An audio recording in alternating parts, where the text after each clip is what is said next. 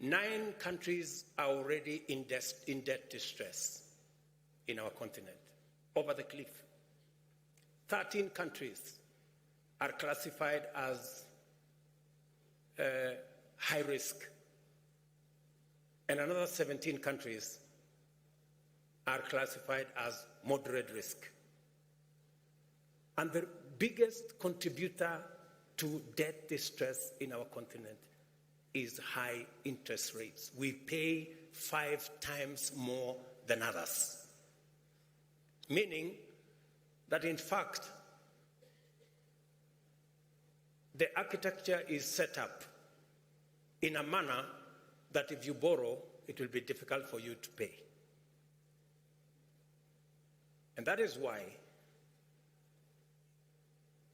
we need a conversation, and a very candid conversation, and we are saying this in all honesty, around how do we get concessional funding?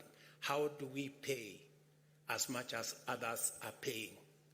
How do we get Africa away from paying 5 times more? And I asked in this gathering, we're not asking to be favored. We're not asking to be treated differently. We want a fair financial system that treats everybody equally. Ladies and gentlemen, that is not too much to ask. A fair international financial architecture is not a fair proposition or an unfair proposition to make. Number 2,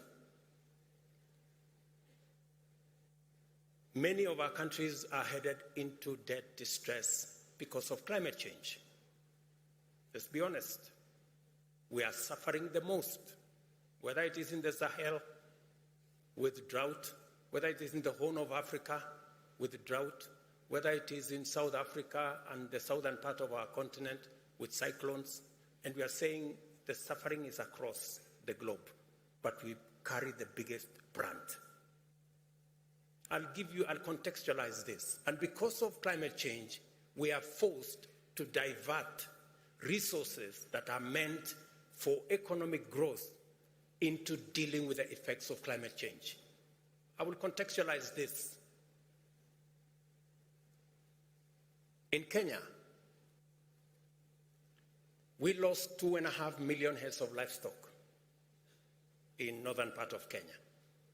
Combined with Ethiopia and Somalia and Djibouti, we lost 9.5 million heads of livestock. So what did I have to do in Kenya?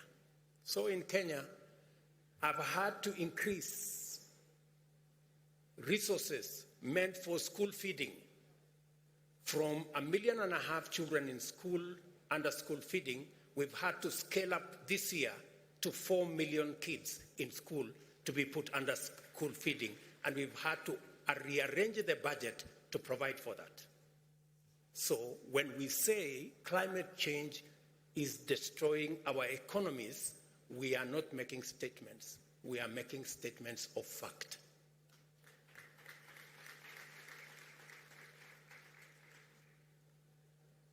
And that is what is driving many of our economies in that direction. And let me contextualize this further. When I was first elected as a member of parliament in a rural constituency in Kenya, I represented a community that is so proud that they think debt is not a good thing. They are risk averse and very debt averse. So, to try and encourage the community that time, then there was this phrase, and I want to say it in the indigenous community. There was a phrase that Kaigai Kobarin Pesen Kosir Kobarin Panan. I will explain to you what that means. There is Pesen and there is Panan. Pesen is debt. Banan is poverty. So it is said in this community, if you must die, it is better to die of debt than to die of poverty. Because you are dying anyway. So it's... And so, to contextualize that into this debate, we don't want to die in this continent, we don't want to die of debt, but we also don't want to die of poverty. That is why we must have a conversation around multilateral development banks and concessional financing and how we can finance our economies using resources that do not punish us.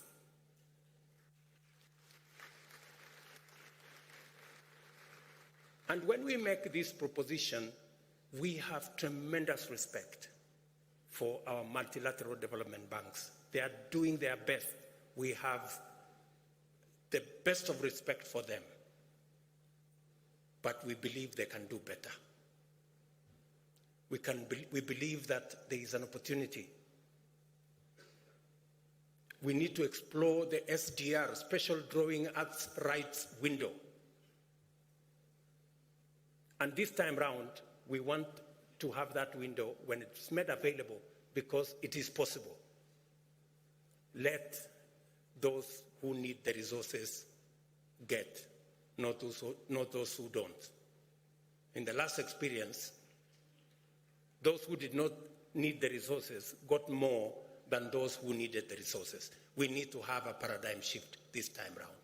And number two, we believe that it is possible to expand concessional financing through leveraging on the balance sheets of these institutions. And finally, to be able to unlock the resources that we need to be able to drive these new investment and financing opportunities, especially for green energy. We believe it is time to have a conversation about carbon tax.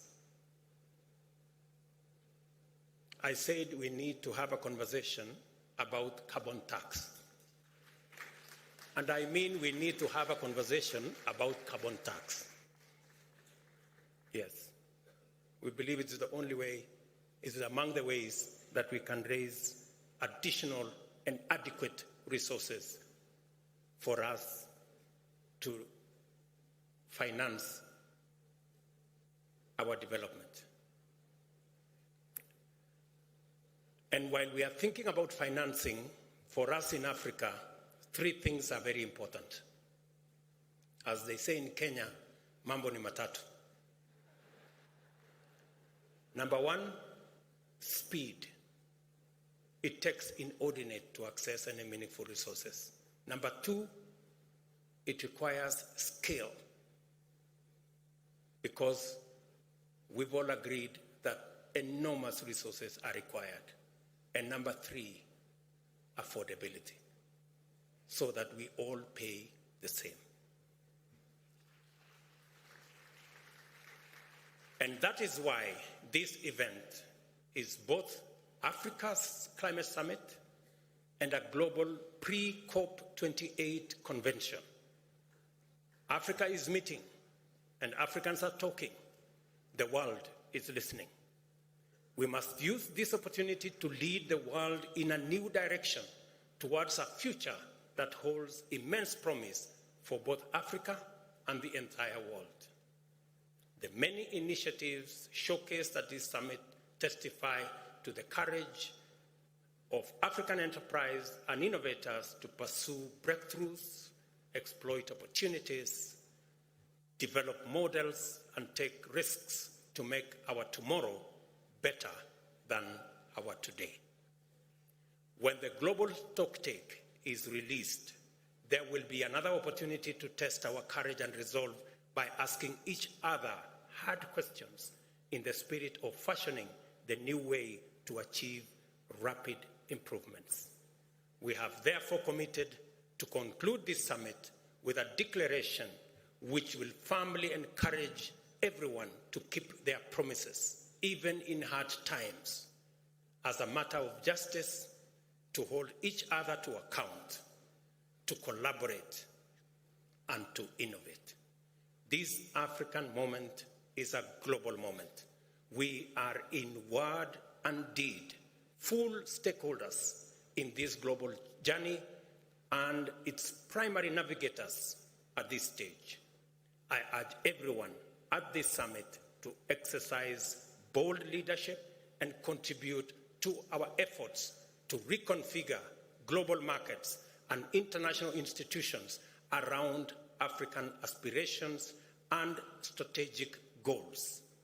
I call on each one of you to do their part so that the potential that lies in our continent can deliver opportunities for Africa's youth, communities, enterprises, and nations to actualize a future for all of us. It is a matter of long-standing African wisdom that if you want to go fast, go alone. But if you want to go far, go with others. We have a long way to go and no time to lose. In this moment of existential urgency of whole humanity, I dare say that we have our ancestors' permission to innovate a way not only to go fast, but also go together, provided we consult thoroughly, engage in good faith, collaborate effectively, and proceed inclusively. This is an emergency, and we must undertake climate action and green growth with this understanding. I thank you. God bless you. God bless Africa. Asante.